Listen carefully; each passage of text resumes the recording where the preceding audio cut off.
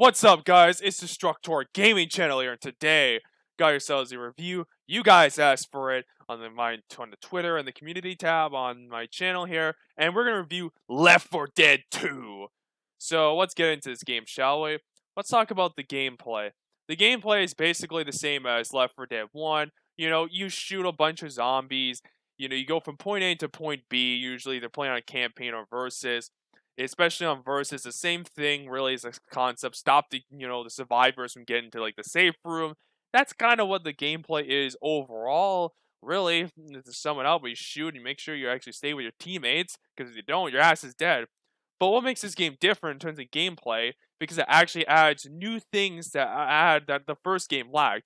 For example, on the healing side, you got an adrenaline and defibrillator. Defibrillator, basically, you can revive your teammates if they're dead. That's really good. And adrenaline gives you temporary health, but it makes you a lot faster for a couple seconds.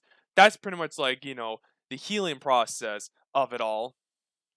And also, just generally for combat, since there's going to be a lot more zombies in this game, which is definitely something the first game didn't have as much of, because you're always going to be like jam-packed with zombies. They also there's an option to melee weapons, because constantly using the LT button or whatever to block will probably get tiresome. So they give you melee weapons so you can whack zombies with or something, which is very good.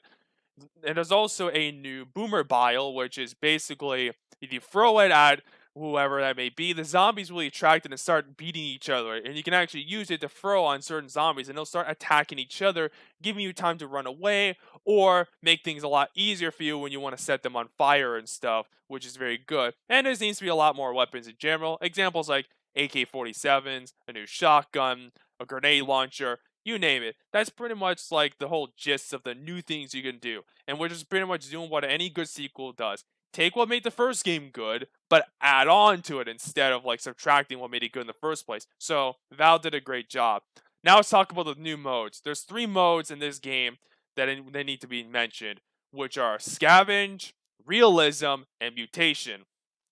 Realism is basically like the same core gameplay as you see, but a lot more like difficult. There's no you can't really tell where your teammates are, and it makes things a lot more difficult. Really, there's a lot more zombies. Health is replenished, and fucking the zombies are a lot more tougher to kill. If you want to kill them easily, you have to go for the headshot, because it'll take a couple shots just to take them down the body or something, unlike regular mode or something. So it makes things a lot more crippling, more difficult for you. So that's what realism is.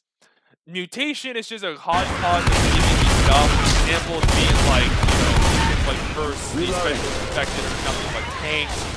Or you can be alone, or it's just you're alone and you have to just play something with special infected, or like the common infected with the boomer or something. That's kind of what the mutation is, the whole hodgepodge of gimmicks. And the last thing, of course, is scavenge, which scavenge is basically you gotta scavenge some gas casters and basically put them in the designated area. Usually it's some kind of generator or something, but in the case like Dead Center, it'd be like a car, and it's sort of like a versus type of game mode where you have a maximum of 16 of these gas things, and basically you have to make sure you get that all out in under a certain amount of time. Now you can extend your time, of course, by putting the gas in, which gives you 30 seconds or something. But once the clock reaches 0, or in the case of say if you put more gas in than your opponent, the round is over. And that's pretty much scavenge. It's pretty fun, especially during the affected, where you're trying to stop the survivors from trying to put their objective in, which is actually pretty fun. It's actually probably my favorite mode to play in the whole game, to be honest. It's really fun. Now let's talk about the levels. There's about 5 levels, which is, again, more than what the original game had, which only had 4. And I feel like this game is more connected. It feels a lot more connected, comparatively to the first game. Like, Dead Center is just a straight-up action movie. You go through, a mall, you give a guy Coca-Cola, and you end it off on, basically just driving through the mall on a fucking sports car, which is pretty badass. And then you play Dark Carnival, which takes place right after Dead Center, which starts you on a highway, which I think is actually really cool, honestly.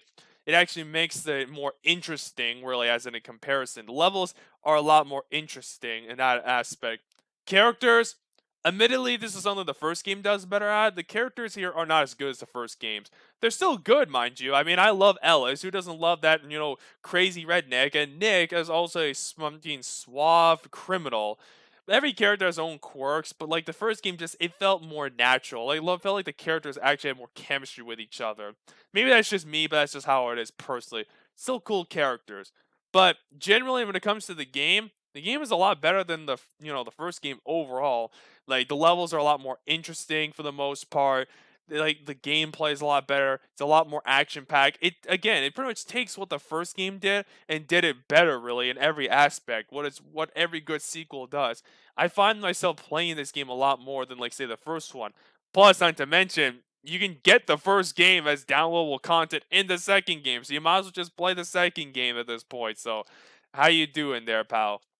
Now I gotta talk about some complaints that this game is not perfect. There's two things I want to talk about. I'll start with the first thing is the game, while graphically it looks good, for 2009, it's missing an atmosphere. Like the first game, when I think of Left 4 Dead, I feel like, like these three other people are like the only people left on this planet, basically. It feels like you're all alone. Whereas the second game feels like you can probably maybe find people out there like they're stranded or something. It feels more survival like in the second game. Whereas the first game really just feels like it's hopeless. It's kind of missing that dark atmosphere to it, which that make the first game so, uniquely iconic and so much fun to play with. The second game lacks that. It obviously has more colors and stuff in a different location, but still, something about that first game and that darkness, like when you go through like No Mercy, or you feel like you're going through the empty streets, or you're going through like Blood Harvest, where it's just like the most dead farm possible. It's just like it doesn't have that same energy, unfortunately. But it's not really the end of the world. And I gotta complain about this. If you're just buying this game with none of the DLCs, you're only going to get 5 levels, and you're not going to get much to play with. Yeah, you'll still get realism and scavenge, but you're most likely not going to get almost any of the mutations. If you do, it's not going to be a whole lot. Because I think like you need to have like the downloadable contents to play mutation, which I think is a shame. So there's that. That's probably like the biggest thing. There isn't much to play with. There's like you're just kind of be stuck doing the same couple of things, and there isn't much levels to go through. So it's honestly going to make the game feel repetitive. That being said, those levels are really fun, but still, if they're going to get this game, you need to grab all its DLCs because that way you have more levels to play with, and it actually will just give you something to do. Overall rating, I'm going to give this game a 9 out of 10. It's a really good game. The gameplay is really addictive and really fun to play through. The guns are so much fun to play with, and the competitive multiplayer aspect will actually keep you coming back for days on end. If which version you should get the PC version, honestly. You'll actually have much more stronger community than like the Xbox version, which only has like a handful of people playing, which I'm one of those people. For now, until I get a gaming PC, of course, but still, get the PC version, you'll get much more to do, and it's probably for the better. But anyway, this has been Destructor Gaming Channel here. I hope you'll enjoy this video. Take care, and of course, God bless you all.